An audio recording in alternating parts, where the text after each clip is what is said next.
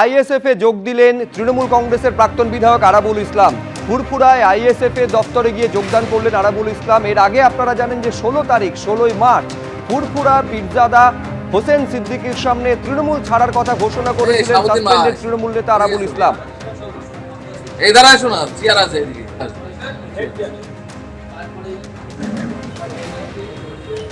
ISF এ আনুষ্ঠানিকভাবে যোগদান করলেন আরাবুল ইসলাম।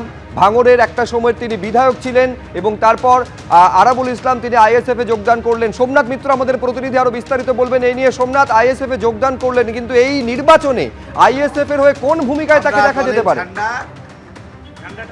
দেখো, এখনো যেটা প্রাথমিকভাবে জানা গেছে তিনি আইএসএফ এর সদস্য পদ গ্রহণ করেছেন এবং তেনাকে সেই প্রশ্ন করা হয়েছিল যে আপনাকে কি প্রার্থী রূপে দেখা যাবে। তিনি কিন্তু সরাসরি উত্তর দিয়েছিলেন যে দল আমাকে যে দায়িত্ব দেবে সেই দায়িত্বই আমি পালন করব এবং দল যেভাবে আমাকে চালনা করবে সেভাবেই আমি চালনা করব।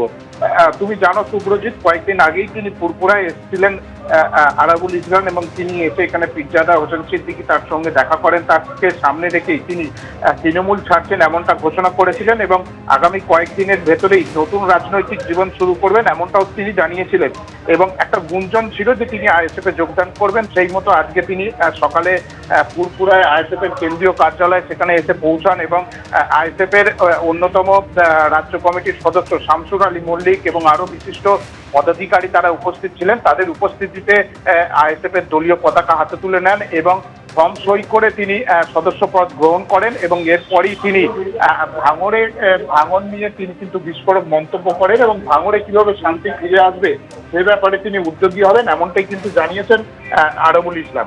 ধন্যবাদ সোমনাথ। মমতা বন্দ্যোপাধ্যায়ের মানসিকতা, তিনি কিন্তু এখন কান দিয়ে শোনেন না, এখন চোখ দিয়ে শোনেন। ভাঙড়ে এমন একজন কুখ্যাতকে ভাঙড়ে দায়িত্ব দেওয়া হয়েছে, শুধু কুখ্যাত নয়, তিনি নিজেও বলেছিলেন বোমবাদিস নিয়ে তুই এই করিস সেই করিস, মেশিন নিয়ে তুই ঘোরাঘুরি করিস। আজও সেই ব্যক্তি, আপনারা আজকেরও একটা খবর দেখবেন, আজকেরও দুজন ছেলে মারা গেছে বোম বানতে গিয়ে। আর এই অবস্থায় যে দাবি করেছেন দিলীপ ঘোষ তা অত্যন্ত তাৎপর্যপূর্ণ। বিধানসভা নির্বাচনে টিকিট না পাওয়া তৃণমূল বিধায়কেরা যোগাযোগ রাখছেন, বিজেপির থেকে টিকিট পেতে তারা যোগাযোগ করছেন বলে দাবি করেছেন দিলীপ ঘোষ। বিজেপি যোগাযোগ রাখছে বলে পাল্টা দাবি করছেন আবার শশী পাজা।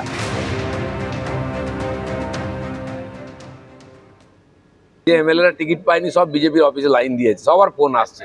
এর নতুন কি আছে? সেজন্য আমি কাউকে স্থায়ী শত্রু মিত্র মনে করি না, শত্রু তো মনে করেই না, আমার কারোর সঙ্গে ঝগড়া নেই। ভারতীয় জনতা পার্টি আধখানা লিস্ট এই জন্যে বের করেছে যে তৃণমূল কংগ্রেস পুরো লিস্ট বের করবে, তারপর কে হবে ফেটে পড়বে, তারপর তার দুঃখের সাথী হয়ে বিজেপি পৌঁছে যাবে, বলবে এসো আমার দলে প্রার্থী। মানে আমরা আগে গোড়াই বলেছিলাম আপনাদের প্রার্থীরও অভাব আছে, বুথ লেভেল এজেন্টেরও অভাব আছে। দিলীপ ঘোষ এখন বলছেন যে প্রার্থী তারা তার মানে যোগাযোগ রাখছেন, কিন্তু পরিষ্কারভাবে মমতা বন্দ্যোপাধ্যায় অভিষেক বন্দ্যোপাধ্যায় বলেছি যে যখন প্রার্থী ঘোষণা হয়ে গেছে প্রার্থীর জন্য পুরো সংগঠন ঝাঁপিয়ে পড়েছে এবং এটাও বলেছেন যারা হয়তো প্রার্থী পদ পাননি তাদেরকেও সাংগঠনিক কাজে অত্যন্ত গুরুত্বপূর্ণভাবে তাদের একটা ভূমিকা থাকবে। এবিপি আনন্দ এগিয়ে থাকে, এগিয়ে রাখে।